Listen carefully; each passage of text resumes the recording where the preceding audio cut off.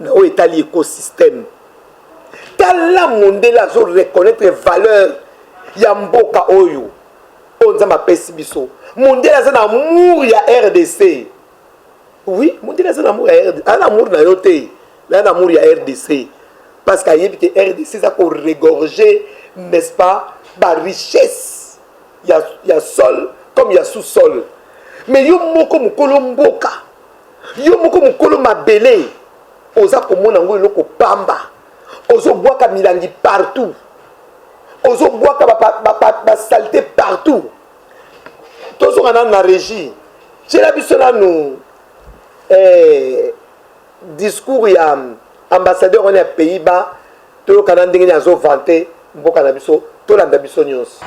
Ministre de Justice, ministre de l'Éducation, tous les membres du gouvernement ici, chers collègues de corps diplomatique, aussi peut-être les invités les plus importants, les élèves d'Institut Bobokoli, parce que c'est votre forêt, c'est votre futur.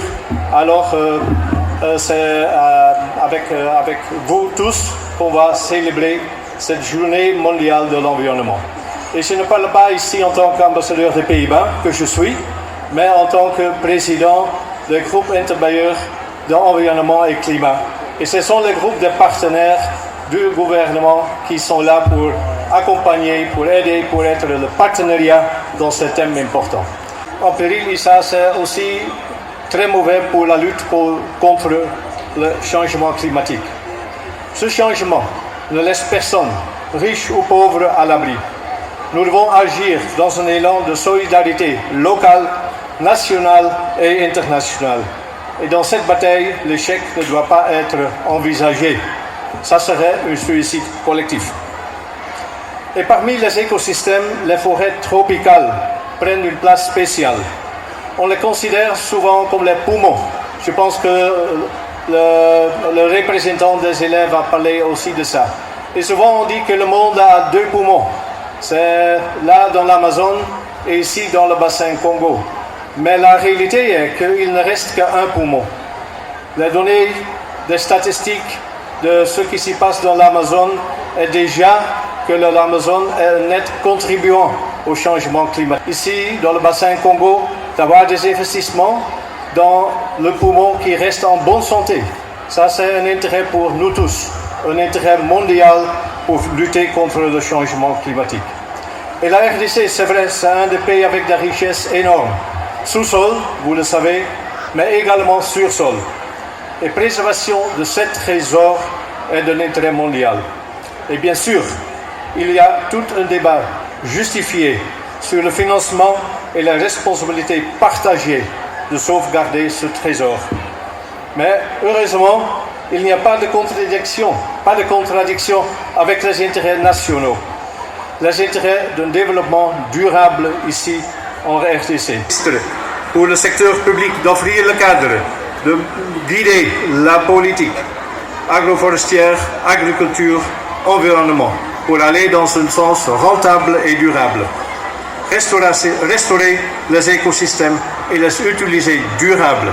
Ça implique une bonne gouvernance pour le préserver. Je félicite les actions environnementales, agricoles et dans les autres domaines retenues par le programme du gouvernement de la RDC au fin de relever ces défis environnementaux. Et planter des arbres, ce qu'on fait aujourd'hui, c'est une des actions très concrètes et visibles. Nous sommes heureux d'assister aujourd'hui à cette plantation d'un arbre fruitier. Un arbre fruitier symbolise également la valeur économique des arbres. C'est seulement un arbre fruitier ici. Et l'ambition de 1 milliard d'arbres, c'est une ambition qui est là et qui est très ambitieuse.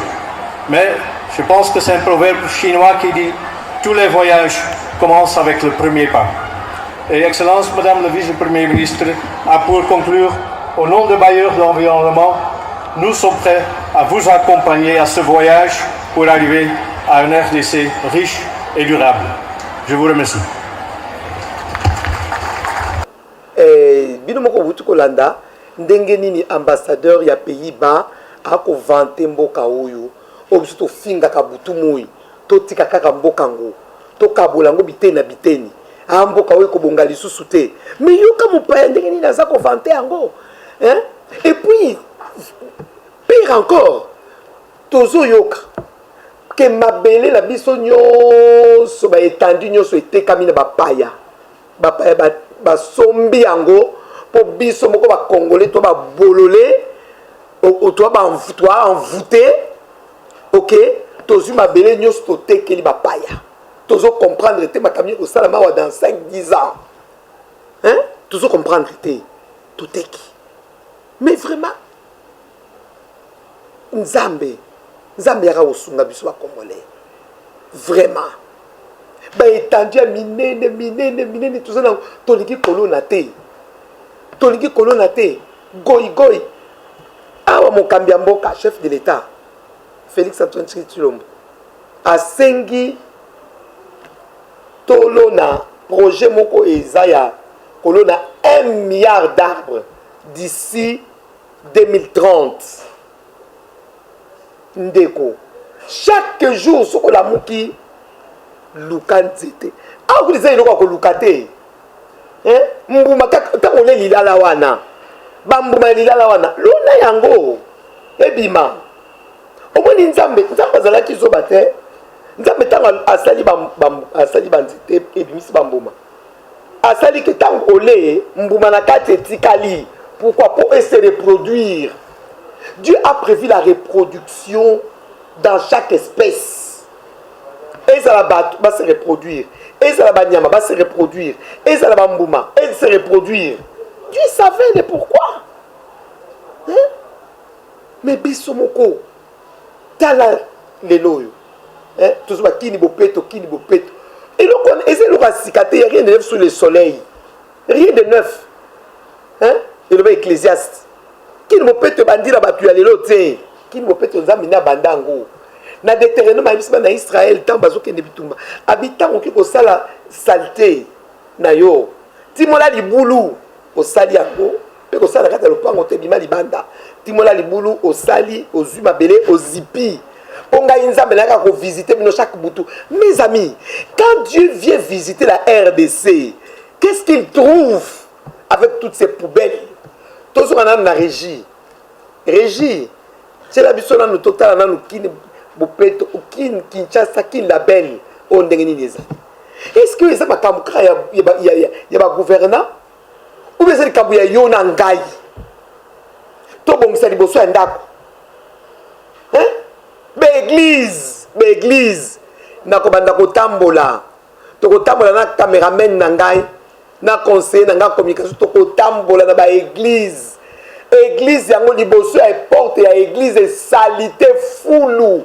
Oh mon Dieu mon roi, je ne peux pas moi m'attaquer à d'autres personnes si ce n'est à l'église là où je suis moi-même ouvrière.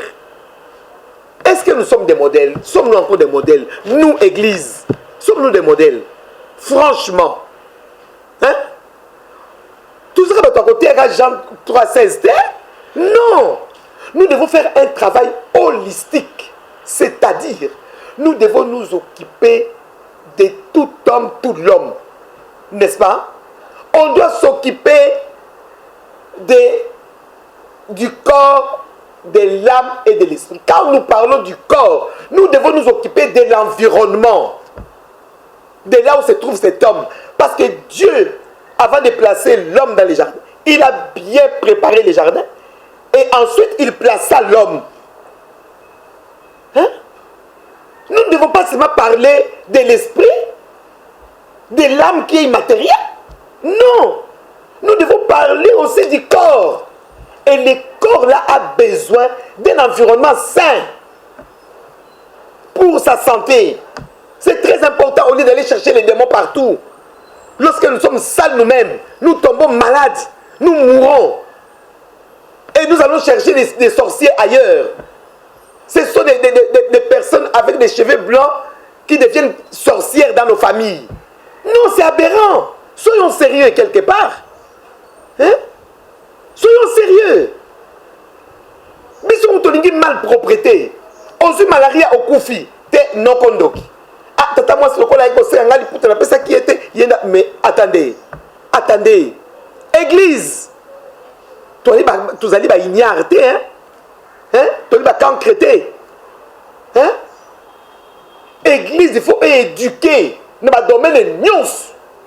Hein? L'église doit aussi enseigner sur ce qui concerne l'environnement, l'écosystème. Il faut qu'on enseigne en Bandimi. Parce que notre bonheur en dépend. Nous devons aimer notre nation. Hein? Pour la nation, pour l'environnement. La prochaine fois, nous parlerons des impôts. Nous parlerons de la corruption.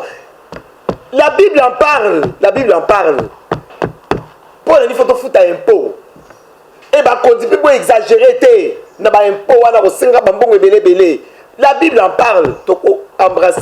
Nous devons contextualiser, n'est-ce pas, les messages de Dieu. Il faut tout contextualiser en gros. Quand Dieu lui-même dit la nature elle-même ne vous enseigne-t-elle pas? La nature est notre enseignante. Hein? Mes amis, est-ce que vous avez oxygène ou être humain a besoin pour purifier tout son être, surtout les sangs? Hein? L'oxygène que les arbres nous donnent est utile pour la survie nabiso. Et l'homme dégage le carbone. Carbone est utile pour les banzétés. On dit que Nzambe a tellement maillé que toute sa création, nous soyons interdépendantes, interconnectées. Hein? Et c'est dans mon côté, plus valeureux ou plus valeureuse que l'autre. Non. Donc, Nzambe, dans sa pensée, n'est-ce pas, il a voulu qu'il y ait la complémentarité. Au Zomona. Il y a même les 5 chantiers dans Bisso. Et c'est complétaka. Hein? Au bout d'un premier chantier dans l'amour et la crainte de Dieu, il faut automatiquement oser l'amour de soi-même. Automatiquement, amour, il y a amour du prochain. C'est quand on quitte l'amour de la nation. Ce qu'on lingi Nzambe, on linga nation. On linga nation. Parce que nation, il y a un jardin. Parce que Nzambe appelle ça qui est nangai. Hein? Tala Nzambe azwa lokumu pombala oyoboye na ministère ya environnement tozui mwasi maman oyebi valeur ya bomoi ozomona na journée wana notre vice-première ministre de l'environnement maman Eve Bazaïba akendeki kolona pesi ndakisa pesi coup d'envoi poto lona banzete wana nzete za bomoi